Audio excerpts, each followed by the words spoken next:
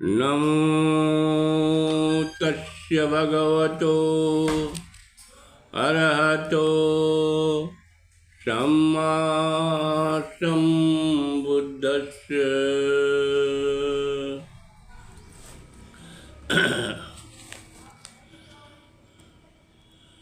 वैशाली राज्य, वैशाली गणराज्य विश्व का प्रथम लोकतांत्रिक गणराज्य था, जहाँ की शासन व्यवस्था गणतांत्रिक एवं लोकतांत्रिक ढंग से तथा एक लिखित विधान से संचालित होता था। वैशाली राज्य की जनता समृद्धशाली थी, वह बहुत ही सुखी व संपन्न थी। यहाँ के लोगों की मुख्य पेशा खेती बाड़ी करना ही था। एक बार वर्षा न होने के कारण फसल सूख गई। वैशाली में अकाल पड़ गया। लोग त्राहि त्राहि करने लगे। आये चपेट हैं घोर अकाला, बारे बिना बैसारे बिहारा। अन्न तदूरी मरे बिन पानी, रोज रहे दम तोर परानी। तथागत बुद्ध नंदीग्राम में कुछ समय तक रुककर वैशाली की ओर आ रहे थे, तो मार्ग में उन्हें महाली राजा मिला और बताया कि वैशाली में भयंकर अकाल पड़ गया है। पानी के बिना सब फसल सूख गया है। लोग अन्न पानी के बिना मर रहे हैं। प्रतिदिन जीवधारी पानी भोजन बिना अपने जीवन को त्याग रहे हैं। कुएं, नदी, झरना, तालाब सब के सब सूख कर विरूप हो गए हैं। पेड़ों में फल फूल सूख कर झड़ गए हैं और उनके ठूठे शाखाएं अस्थपिंजर की भांति दिखाई दे रहे।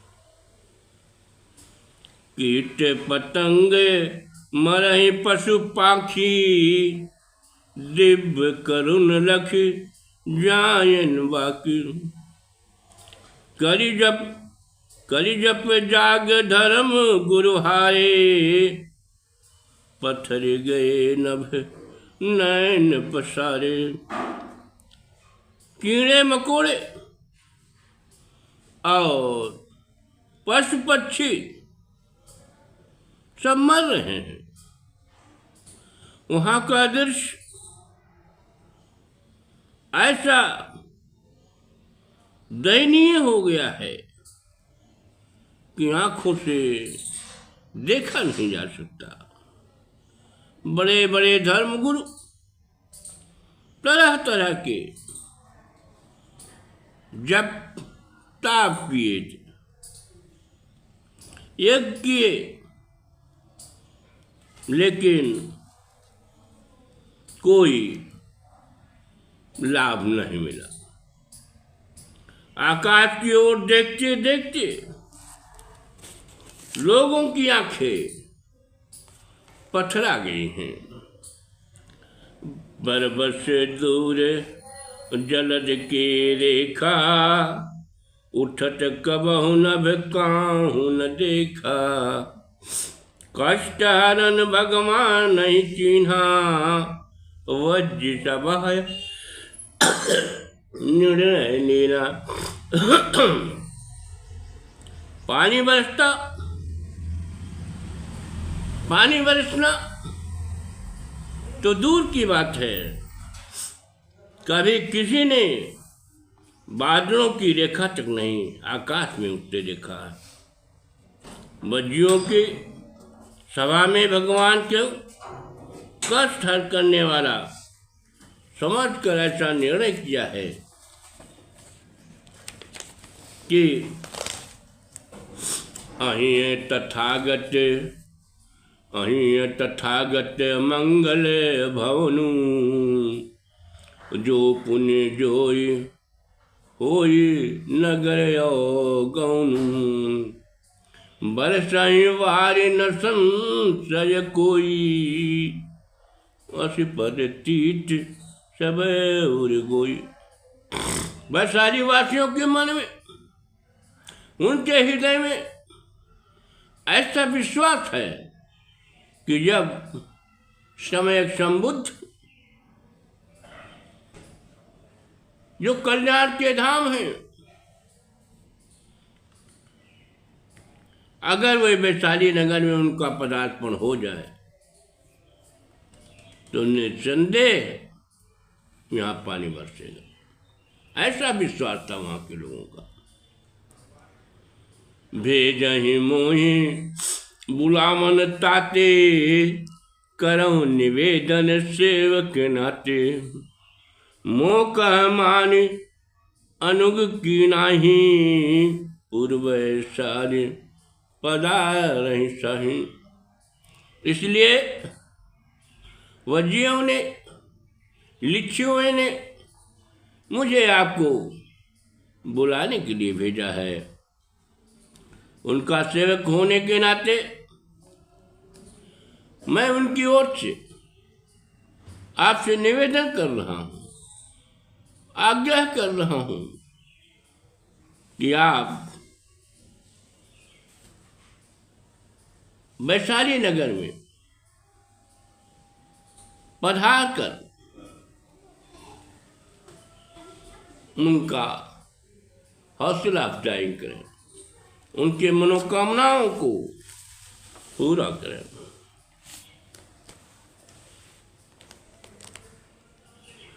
सुनिया निरोध अजित चकराने, जाने पर सब लोग आने। लाख बुझाऊं होई न चोपू, तजे न जन मन अंध भरोसो। राजा महाली के अनुरोध को सुनकर सम्यक संबुद्ध चकित हो गए और कहने लगे, सब लोग नादान जान पड़ते हैं, लाख समझाने पर भी जनमानस को संतोष नहीं होता है और वह अपने अंधविश्वास को नहीं छोड़ते हैं। क्योंकि वर्षा होना प्रकृति का विधान है, या किसी मनुष्य के हाथों में नहीं है।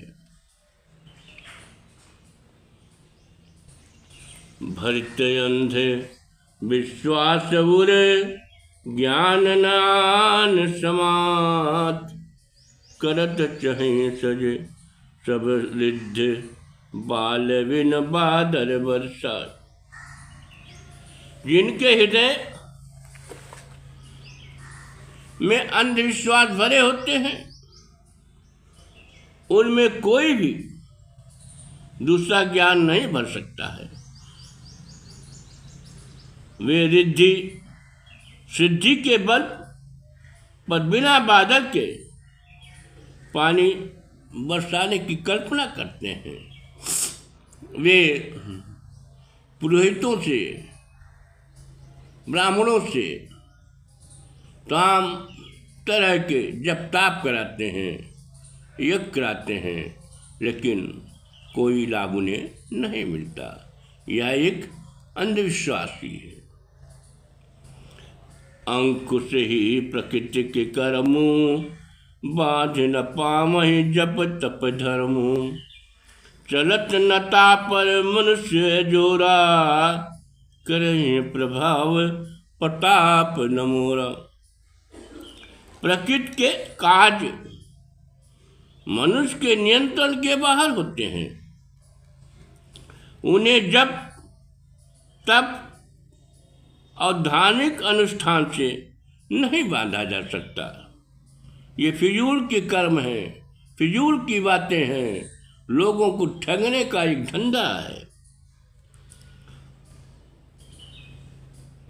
उस प्रकृति पर मनुष्य का कोई काम नहीं हो, कोई दबाव नहीं होता है। मेरा प्रताप भी उस पर कोई प्रभाव नहीं डाल पाएगा। इसलिए पहले इस अंधविश्वास को त्यागना होगा कि वर्षा किसी के तप, जप या यज्ञ जैसे अनुष्ठान से होगा या किसी के प्रताप से होगा। यह प्राकृतिक क्रिया है, इसको प्रकृति ही नियंत्रण कर सकती है। प्रथमहि ते निज लक्ष्य मनाए, चलब जदप तह बिनहि बुलाए। तदपि असंगत उर अभिलाषा, वही है पूर्ण नर चहु आशा। यद्यप मैं पहले ही वैशाली जाने वाला लक्ष्य बना चुका हूँ और बिना बुलाए ही वहाँ चलूँगा। मेरे जाने से लोगों की इच्छा पूरी हो सकती है, नहीं भी हो सकती है। यह सब प्रकृति पर निर्भर होगा। महादेव बहुत प्रसन्न हुआ कि यह एक चमत्कार ही है कि सम्यक संबुद्ध स्वयं वैशाली की ओर जा रहे हैं। जब प्रभु पाम परे पुर सीमा, गा पगला ये प्रकंपन धीमा। वेग प्रकोप प्रभंजन धावा, अंधर उग्र बमंडया। ये संयोग था जब सम्यक संबुद्ध नगर की सीमा में प्रवेश करते हैं, अपना पैर रखते हैं। संयोग बस धीरे धीरे वेग से चलने वाली हवा अचानक पागल हो गई। शीघ्र ही कुछ क्रुद्ध होकर तेजी से चलने लगी। फिर तेज आंधी व तूफान का रूप ले लिया। अंधर शुरू हो गया। उमड़े चित नभ छोरन छोपी, घुमर घमर घटा घन घोपी। गरज तरज नभ बादर कारे, टप टप बूंद प्रथम महि डारे। बादलों की घटाओं जो आसमान में उमड़ती दिखाई पड़ रही थी, उसने शीघ्र ही घुमर घुमर कर चारों ओर फैल गए। काले काले बादलों के आकाश गर्जन तर्जन करने लगे। पृथ्वी पर टप टप पानी की बूंदें बरसने लगे। धीरे धीरे बादल भूमि पर मूसलाधार बरसने लगे। टपकट तापर छापर छानी, माँ घर भीतर बाहर पानी। बीज गयो सब भिक्षु समाजू, शुभ संजोग मुदित मुनिराजु। छाती छप्पर के ऊपर जान था, खुल जाने से पानी टपकने लगा, जिससे भीतर और बाहर पानी पानी हो गया। पूरा भिक्षु संघ पानी में भीग गया। इस शुभ संयोग से शाक्य मुनि गौतम बुद्ध बहुत प्रसन्न हुए।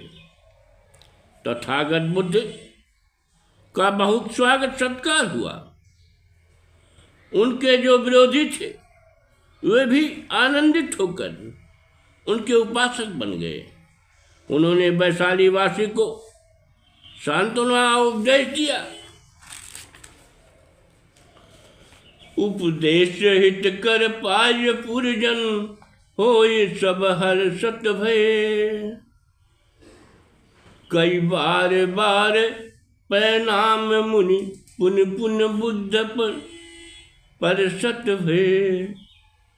अति जानी मंगल मूल विक्रम, फूल बहु बरसत भय। पथ जात लख मुनि इंदु, टपकत बिंद दृग बरबस भय।